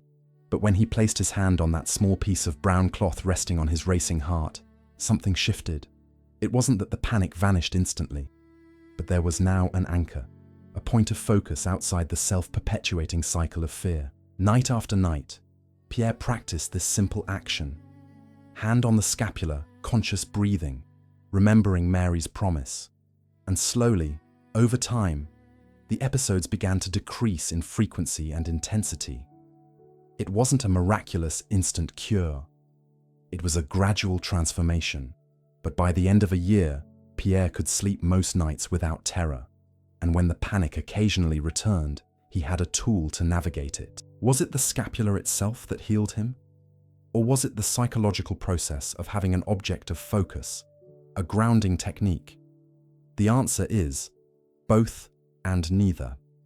It was the grace of God working through natural and supernatural means simultaneously, respecting Pierre's embodied nature while also touching his soul in ways that transcend purely material explanation. Let's fast forward to the 16th century. During the religious wars that ravaged Europe, a young soldier named Thomas was marching with the Protestant army in the Netherlands. He had been raised Catholic, but had joined the Protestant army primarily for financial reasons. He needed the pay. He needed to escape the poverty of his home village. One night, his unit camped near a Carmelite convent they planned to plunder the next day. Thomas couldn't sleep, tormented by the thought of desecrating a holy place. He went for a walk in the dark and ended up near the convent wall. To his surprise, a window was open, and he could hear the nuns singing Compline, the night prayers. His mother used to sing those same prayers when he was a child. The sound stirred memories he had tried to bury. His first communion, catechism lessons, the scapula his mother had given him at his confirmation, which he had discarded when he joined the Protestant army. At that moment, standing in the darkness, listening to the nuns' voices, something broke inside Thomas. He realized he was on the wrong side, not just religiously, but in terms of his own soul. He was fighting against everything he truly valued, violating everything his mother had taught him. He deserted that night. It was an act of tremendous courage, because desertion meant death if he was captured. He walked for days, hiding during the day and traveling alone at night, until he reached Catholic territory. He found a Carmelite convent, confessed his story, and asked for the sacrament of reconciliation. The prior, after hearing his confession, gave him a new scapula. "Your mother gave you one once," he said, "and although you discarded it physically, you never completely discarded it from your heart. That is why you are here now. Mary's protection brought you back." Thomas lived the rest of his life as a lay brother in that same convent, serving in silence, never forgetting the night when the prayers of unknown nuns saved him from being completely lost. And until the day he died, he never removed his scapula, not even to bathe. It was his lifeline, his constant reminder that he had been rescued, redeemed, brought back home. Let's jump now to the 19th century, to a story that is better documented because it took place in an age of greater literacy and record-keeping. In France, a young woman named Thérèse was dying of tuberculosis. In that pre-antibiotic era, tuberculosis was a slow and painful death sentence. Patients literally wasted away, coughing up blood, losing weight until they were little more than skeletons, gradually suffocating as their lungs filled with fluid. Thérèse had been a woman of deep faith all her life. She was a Carmelite tertiary, a lay member of the order, and wore the scapula with devotion. But now, facing her own mortality at the young age of 28, she found her faith wavering. She didn't doubt God's existence, but she did doubt his goodness. Why would he allow someone to suffer so much? Where was the mercy in this slow, agonizing death? The nights were particularly difficult. Lying in her bed, struggling to breathe, sweating from the fever that never broke, Thérèse experienced not only physical pain, but a profound existential terror. What lay on the other side? Was there truly a heaven, or only darkness? Did judgment or annihilation await her? One night, when the pain was particularly intense, and the fear particularly overwhelming, Thérèse placed her hand on the scapula on her chest. It was soaked with sweat, stained from years of constant use, and in her despair, she prayed not with elegant words, but with a simple cry. "Mother, if you are truly there, if your promise is true, show it to me now. I cannot go on with blind faith alone." What happened next, he later described in a letter to his spiritual director. He didn't see a vision of Mary in the sense of a visual apparition. He didn't hear an audible voice. But he felt something more real than any sensory experience. A presence, a maternal presence so tangible, it was as if someone had entered his room and taken his hand. And with that presence came peace. Not the kind of peace that eliminates pain or fear completely, but the kind of peace that allows you to endure pain without being destroyed by it. The kind of peace that allows you to look fear straight in the eye and not flinch. It was the peace Jesus promised, not as the world gives, a peace that transcends circumstances. Thérèse lived only 3 more weeks after that night. But by all accounts, those were 3 transformed weeks. Though her body continued to deteriorate, her spirit grew stronger. She ceased fighting death and began to embrace it as the step toward the encounter she had been waiting for all her life. And when she finally breathed her last, those present said her face displayed such a profound peace that she seemed to be witnessing something beautiful rather than facing the end. These stories from centuries past might seem remote, perhaps even mythical in their simplicity, but the scapula still works today, in our modern world of anxiety and technology. Let me share a more recent story with you, one that was documented in the last few decades. In the United States, a man named Michael struggled with post-traumatic stress disorder after serving in a combat zone. The nights were unbearable. Every sound startled him. Every shadow seemed to hold a threat. He had tried medication, therapy, support groups. Some things helped marginally, but nothing truly touched the core of his terror. His grandmother, a devout Catholic woman of Mexican descent, gave him a scapula. Michael, who considered himself skeptical and not particularly religious, initially rejected it. "Grandma," he told her, "I appreciate the gesture, but a piece of cloth isn't going to cure PTSD." But her grandmother insisted with the loving firmness that only grandmothers possess. "I'm not asking you to believe it," she told her. "I'm only asking you to use it, for me, just for 1 week. If it doesn't make a difference, you can give it back to me." Michael, not wanting to hurt her feelings, agreed. He put on the scapula and honestly forgot about it for most of the day. But that night, when insomnia and hypervigilance took hold as usual, his hand subconsciously went to his chest and felt that small piece of fabric beneath his shirt. For some reason she couldn't explain, the simple act of touching the scapula gave her hands something to do, besides clench them into fists. It became a focal point, a form of grounding. When she felt panic beginning to build, she would place her hand on the scapula and force herself to take a deep breath. It wasn't instantaneous, it wasn't magic, but slowly, over weeks and months, Michael noticed a change. The panic attacks didn't disappear, but they became more manageable. He had a tool now, a physical anchor he could use when he felt himself disconnecting from reality. And beyond its practical function, there was something more, a sense of being connected to something larger than himself, to a tradition of faith that had sustained millions through their own dark nights. Eventually, Michael began to explore his grandmother's faith more deeply, not because the scapula had magically converted him, but because it had sparked a curiosity in him about what else might be hidden within this tradition that his family had cherished so much. And while his healing journey involved many things, professional therapy, medication when needed, support from other veterans, he always pointed to the scapula as the turning point, the moment he began to believe that healing was possible. But not all scapular stories are about dramatic crises or deep traumas. Many are about the ordinary struggles of common people, the everyday anxieties we all face. Like the story of Elena, a single mother who worked 2 jobs to support her 3 children. Elena's nights were an endless cycle of worry. How was she going to pay the rent next month? What would she do if one of her children got sick and she had to miss work? Was she being a good mother when she barely had time for them? The questions spun in her head like a merry-go-round she couldn't stop, stealing the sleep she desperately needed to function the next day. A co-worker noticed her exhaustion and asked what was wrong. Eleanor, usually reserved about her personal problems, found herself telling her everything. The co-worker listened sympathetically and then said, "I used to be like that too. Let me show you something that helped me." She took a worn scapula from around her neck and told Elena her story, her own struggle with anxiety, how the scapula had become her reminder that she didn't have to carry everything alone. "It's not going to solve your financial problems," she admitted honestly, "but maybe it will help you carry the weight in a different way." Eleanor, who had been raised Catholic but had stopped practicing years ago, was skeptical.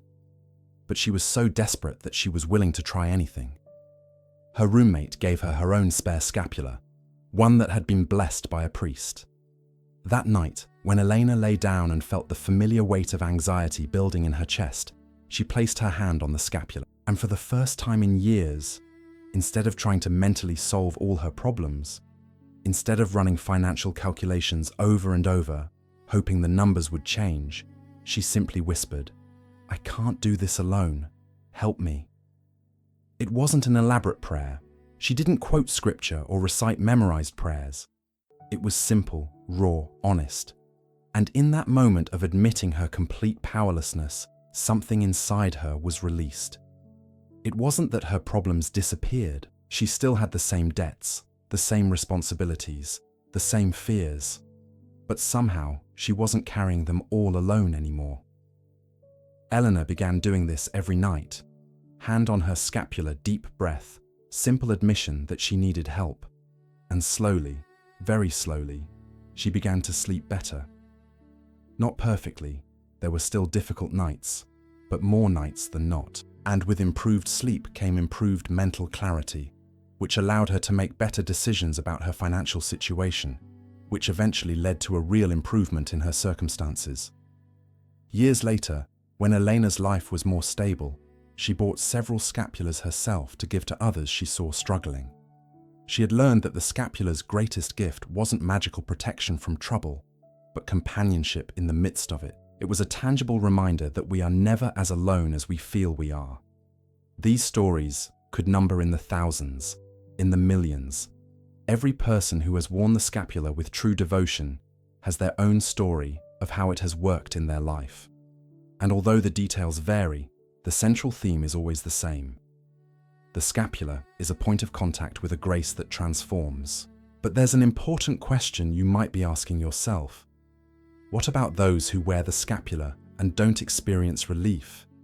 What about those whose nights remain tormented, whose anxiety doesn't lessen, whose fear remains as intense as ever? Does that mean the promise is false, that it doesn't work? that it's all just magical thinking after all? This is a crucial question that deserves an honest answer. The truth is, the scapula isn't a magic pill that instantly eliminates all suffering. It's not a talisman that guarantees you'll never experience fear or pain. Mary's promise isn't about removing all the trials of this life, but about being present through them. Some people experience dramatic and immediate relief when they begin wearing the scapula. Others experience gradual change over months or years. And still, others experience no observable change in their external circumstances, or even in their internal emotional states. But even in this last group, those who persevere in devotion to the scapula report something more subtle but equally real: a sense of companionship in suffering, an ability to endure what would otherwise be unbearable, a peace that mysteriously coexists with ongoing pain. The scapula, like all sacramentals, works according to the disposition of the one who receives it and the mysterious plans of God, which do not always coincide with our expectations or desires. Sometimes God chooses to eliminate suffering. Other times, He chooses to give us the grace to endure it. Both are forms of love, although the second is much more difficult to receive. And here is the final truth about the scapula that you need to understand. Its most fundamental promise is not about this life, but about the next. Whoever dies clothed in this garment will not suffer eternal fire. That is the central guarantee. Everything else, all the peace of mind, all the relief from anxiety, all the protection in temporal dangers, are bonuses, additional graces that Mary generously bestows. But they are not the main point. The main point is that when your final moment arrives, when your soul is about to separate from your body, when you face the most terrifying threshold of all, Mary will be there. She will keep her promise. She will bring you home safely. And if that promise is true, and it is, then every night before that final moment is also covered by her maternal care. Because the mother who promises to protect you in death certainly does not abandon you in the little deaths we experience each time we face our deepest fears. How to receive the scapula. Practical steps for tonight. After all we've explored together, after traveling through centuries of history, theology, and testimony, you might be wondering, how can I receive this gift? How can I experience for myself this maternal protection you've been talking about? What practical steps do I need to take? The answer is surprisingly simple, because Mary doesn't put unnecessary barriers between herself and those who seek her help. You don't need to be a theologian. You don't need to have perfect faith. You don't need to have lived a sinless life. You only need your desire, your need, your willingness to receive. Traditionally, the scapula is imposed in a ceremony performed by a priest or deacon. They recite specific prayers, bless the scapula, and place it on your shoulders for the first time while explaining its meaning and the obligations associated with wearing it. This is the ideal way, the way the Church has structured the reception of this sacramental to ensure that people fully understand what they are receiving. If possible, find a Catholic priest and ask him to bestow the scapula upon you. Many priests will be happy to do so, especially if you explain your situation, your struggle with night terrors, and your need for this particular form of. The ceremony itself is brief, usually taking only a few minutes, but it is a significant moment, a point of commitment where you declare your desire to be under Mary's special protection. But what if you don't have immediate access to a priest? What if you're reading this at 3 a.m., unable to sleep, needing comfort now, and not after scheduling an appointment and waiting days or weeks? The good news is that the Church, in its pastoral wisdom, has made provisions for situations like this. If you already have a scapula, even if it hasn't been formally imposed, you can begin wearing it immediately with the intention of receiving the formal blessing when possible. Your sincere desire and your faith, however imperfect, open the channel for grace to begin flowing. This doesn't replace the formal imposition, but neither does it mean you should wait to experience the comfort you so desperately need tonight. If you don't already own a scapula, you can order one online from any reputable Catholic retailer. They're incredibly inexpensive, usually costing only a few dollars. Look for one made of brown wool, the traditional material, though versions made of other materials are available for those with allergies or skin sensitivities. Some scapulars feature a small image of Mary on each piece of fabric, while others are simpler. The design isn't important. What matters is the meaning it carries. When you receive your scapular, before you put it on for the first time, take a moment to hold it in your hands and reflect on what it represents. This small object you are holding is your physical connection to an 800-year-old promise, to millions who have worn it before you, to the Mother of God herself, who gave it as a sign of her maternal love. You can say your own prayer now. It doesn't need to be formal or elaborate. Just speak from your heart. Something like, Mary, Mother of Jesus and my mother, I receive this scapular as a sign of your protection. Cover me with your maternal love. Help me in my nights of fear. Teach me to rest in the confidence that I am never alone. And when my final moment comes, fulfill your promise to bring me home safely. Then put it on. The straps go over your shoulders so that one piece of fabric hangs over your chest and the other over your back. It should feel comfortable, not too tight or so loose that it constantly moves. Some people wear it directly against their skin, others over an undershirt. There's no strict rule about this. Do whatever is most comfortable for you. Once you have it on, you're supposed to wear it constantly. Constantly means day and night, during work and rest, in the shower and while you sleep. This is an important point. The scapular isn't jewelry you wear for special occasions and then put away. It's a habit in miniature, and just as a monk doesn't take off his habit at the end of the day, you shouldn't take off your scapular. This might sound intimidating at first. You might worry that it will look strange, that people will ask what it is, or that it will get tangled while you sleep. But remember, it goes under your clothes. No one needs to see it except you. And as for getting tangled while you sleep, most people find they quickly get used to it and don't even notice it after the first few nights. That said, the scapula can and should be removed in situations where it might be damaged or lost, or where modesty dictates. If you need to remove it temporarily for swimming, medical surgery, or any other legitimate reason, that's perfectly fine. The idea is to wear it as consistently as reasonably possible, not to cause yourself additional anxiety by worrying about the rare occasions when you need to remove it temporarily. If your scapula tears or wears out over time, you don't need a special ceremony to replace it. Simply get a new one and start wearing it. The first one you formally receive establishes your membership in the Scapular Fellowship, and that membership continues even when the physical object needs replacing. Now, let's talk about the obligations associated with the scapula. This is important because the scapula is not a simple amulet without any commitment. It's part of a relationship, and relationships require reciprocity. Mary offers you her special protection, and in return, she invites you to certain practices that help you deepen your spiritual life. The absolute minimum obligation is simply to wear the scapula with devotion, meaning with respect, with conscious awareness of what it represents, and with faith in Mary's promise. But traditionally, other practices have been added.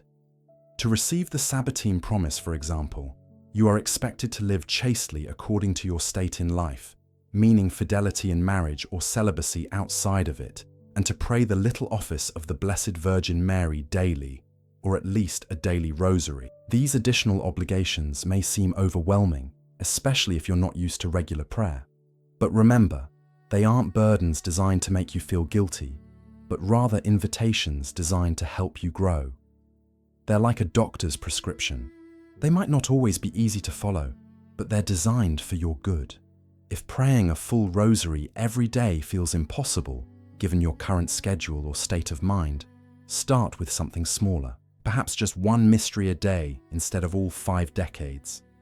Maybe just 10 Hail Marys before bed. God isn't an accountant keeping score to trap you in technicalities. He's a loving Father who delights in any genuine effort you make to draw closer to Him. And here's something few people realize. The scapula itself can be your prayer. Every time your hand goes to your chest and touches that piece of cloth, you are making an act of faith. Every time you feel its weight and remember Mary's promise, you are praying without words. Every time you allow it to comfort you in a moment of anxiety, you are engaging in a silent dialogue with heaven. For you tonight specifically, struggling with night terrors and insomnia, let me give you a simple practice you can begin immediately, even before you have a physical scapula. It's called the mental scapular prayer, and it's perfectly valid when a physical scapula isn't available or when you want to deepen your connection with what it represents. Lie down on your bed in a comfortable position. Gently close your eyes. Place your hand over your heart. And as you breathe deeply and slowly, imagine an invisible mantle covering you, a mantle woven from Mary's own love. Imagine its gentle weight on your chest, on your shoulders, on your entire being. With each exhale, visualize tension and fear leaving your body. With each inhale, visualize peace and protection entering. And while you do this, you can repeat simple words, either aloud or silently. Mary, cover me with your mantle. Mary, protect me tonight. Mary, help me to rest. They don't have to be these exact words. Use any phrase that resonates with you, that expresses your need and your trust.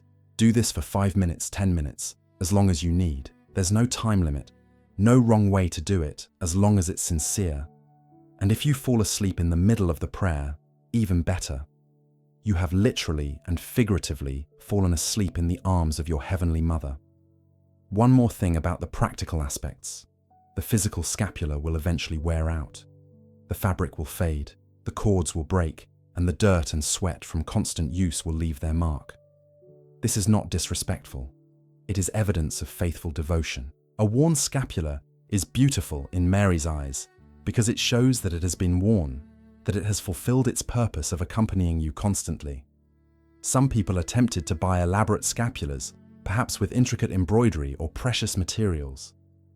There is nothing inherently wrong with this, but remember that the power of the scapula lies not in its aesthetic beauty, but in what it represents. The simplest and least expensive scapulas carry just as much grace as the most elaborate and costly ones. In fact, there is something appropriately humble about wearing a simple brown wool scapula. It reflects the humility of Mary herself, who, though the Mother of God, lived a life of simplicity and poverty. The scapula is not designed to attract attention or impress others.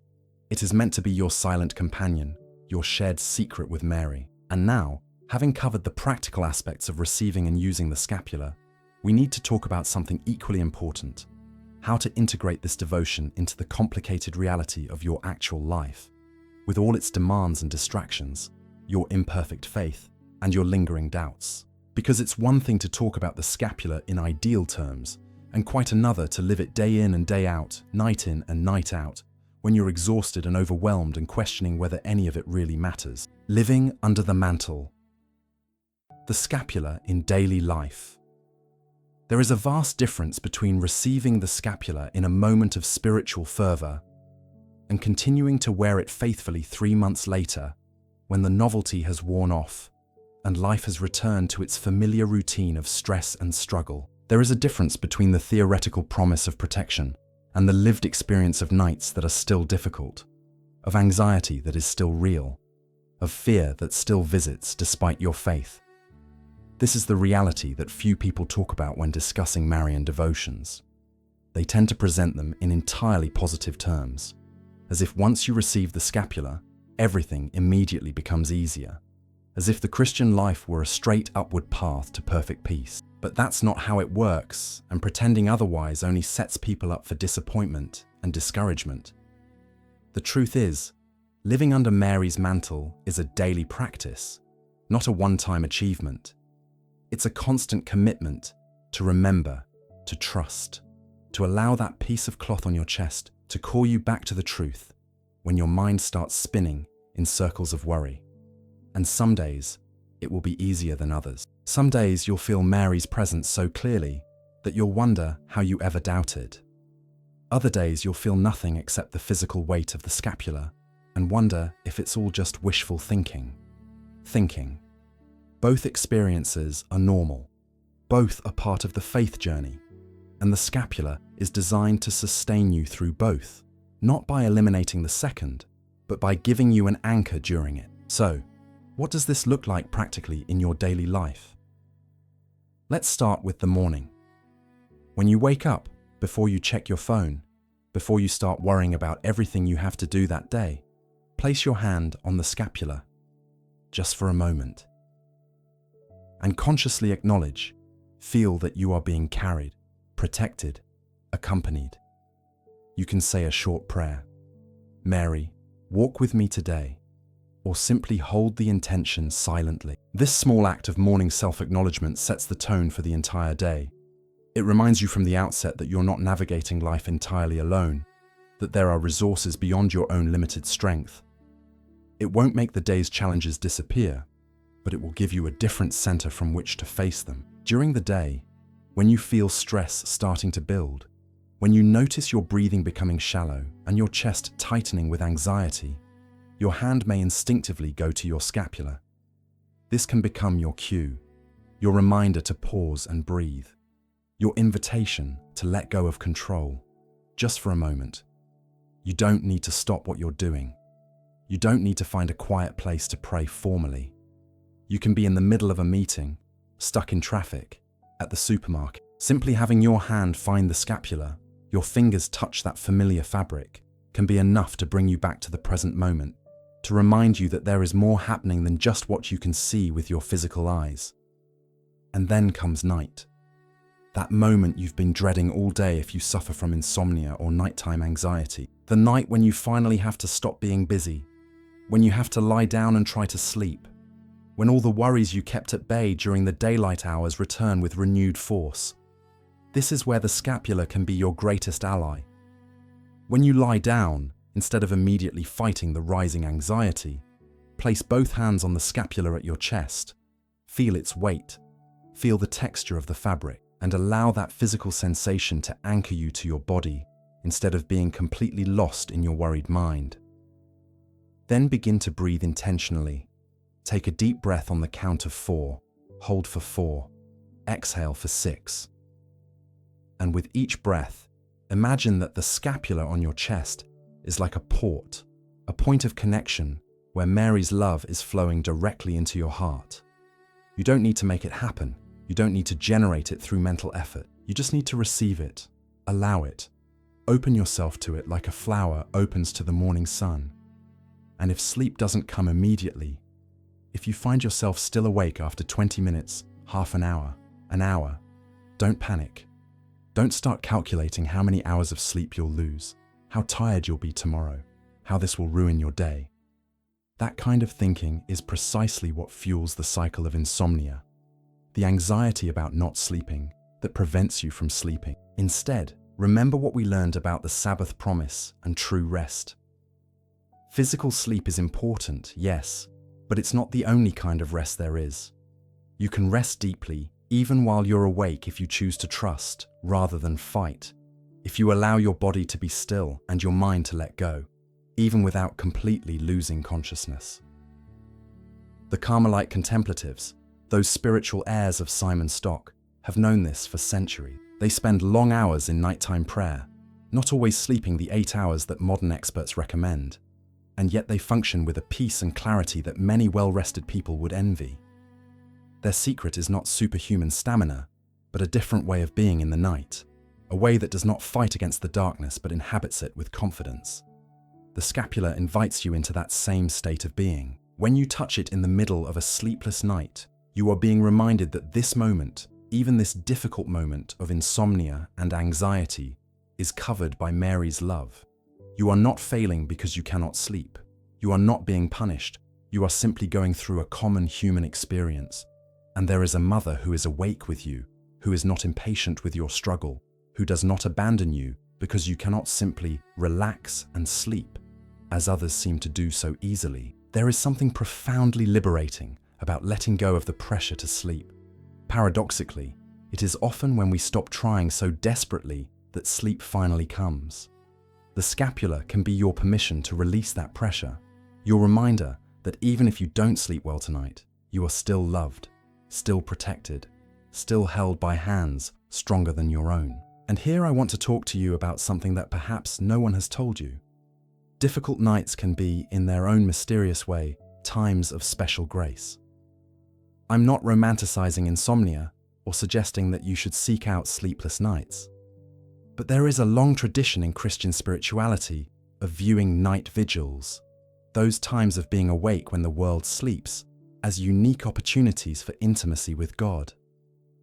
The Psalms are filled with references to seeking God in the night watches. The psalmist writes of meditating on God during the night hours, of his soul yearning for God like dry land yearns for water. Jesus himself spent entire nights in prayer, withdrawing to solitary places while his disciples slept. There is something about the stillness of the night, the absence of daytime distractions, that can open spaces for encounters that are not possible in the hustle and bustle of the day. This doesn't mean your insomnia is a divine calling to the contemplative life. You probably need more sleep, not less.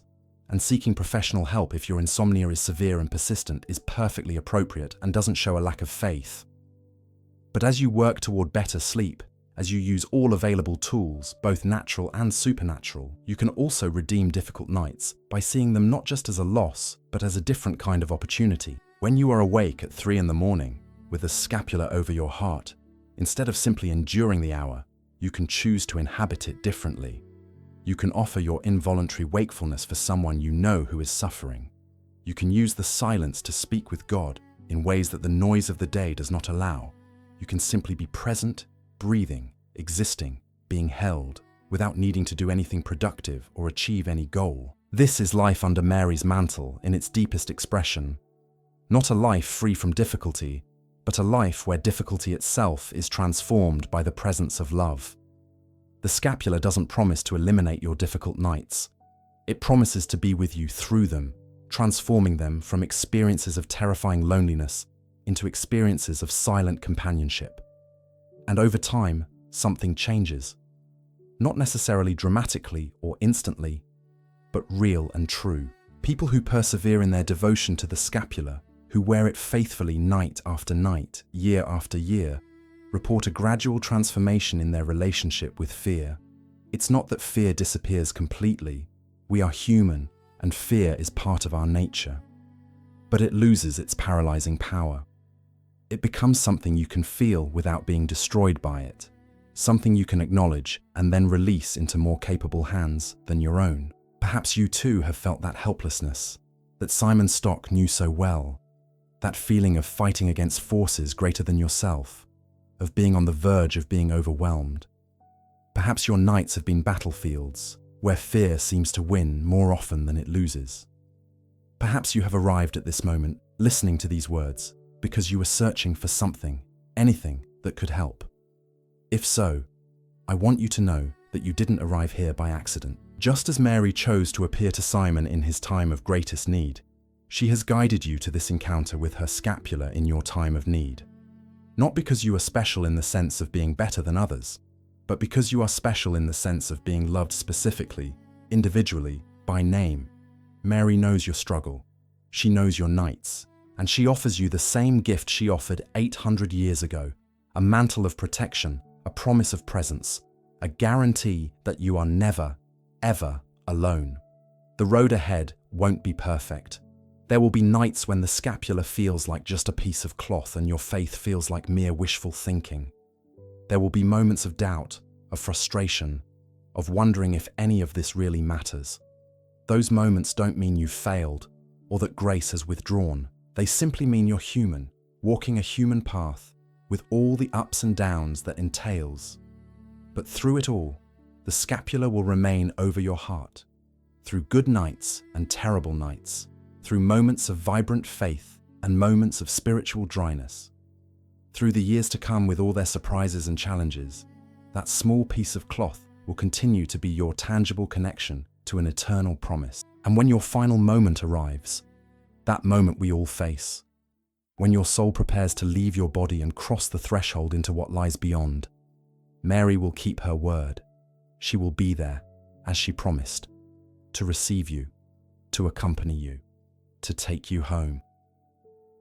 The scapula you have worn for years will then be not only a comfort during difficult nights, but your badge of entry, your sign of belonging, your evidence that you lived under her mantle and are now welcomed into her eternal embrace. But that's for later.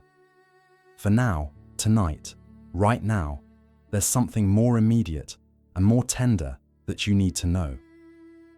Tonight, as darkness envelops your room and silence spreads like a tranquil ocean around your bed, you are not alone. You never have been, even though you may have felt that way so many nights. There is a presence surrounding you right now, more real than the walls of your room, closer than your own breath. It is the presence of the one who said yes when the angel came, who held the God of the universe in her motherly arms, who stood firm at the foot of the cross when all others fled. She sees you now. She sees your weariness, your fear, your longing for peace. She sees the battles you've fought in silence, the nights you've endured without anyone knowing how difficult they were. She sees all that you are, including the parts you hide from others, including the parts that shame you, including the parts you can't even look at directly. And she loves you. She loves you not despite your fragility, but in your fragility, not despite your fear, but in your fear, not despite your sleepless nights, but precisely in those nights when you most need to know that someone is watching over you. The scapula that rests on your heart, or that will soon rest there when you receive it, is her way of telling you without words what words could never fully communicate. I am your mother. I am here. Do not be afraid. So close your eyes now, if you haven't already. Allow your body to sink into the mattress. Let your muscles release the tension they've been holding. Feel the weight of the scapula on your chest, real or imagined, and let that weight be like a mother's hand gently resting on her sleeping child's heart. The night is no longer your enemy. It is simply the time of rest, the Sabbath of each day, the moment when you can finally let go of everything you've been carrying and allow someone else to hold the world for a few hours. Mary is awake. Mary is watching over you. Mary has her mantle spread over you as the sky spreads over the... Sleep now, beloved son, beloved daughter. Sleep knowing you are covered. Sleep knowing you are protected. Sleep knowing that when you awaken, whether in a few hours or in eternity, a mother will be waiting for you with open arms. May the peace of Mary be with you. May the peace of her Son be with you. May the peace that the world cannot give, but that heaven freely offers, be yours tonight and every night to come. Rest now. Everything is all right. Everything will be all. Everything, in every possible way, will be all right. And may the Lord give you peace. Amen. This has been Saints to Sleep By. Come back soon for more stories of saints to keep you company at night. Until then, may the peace of Christ dwell in your heart. Rest well.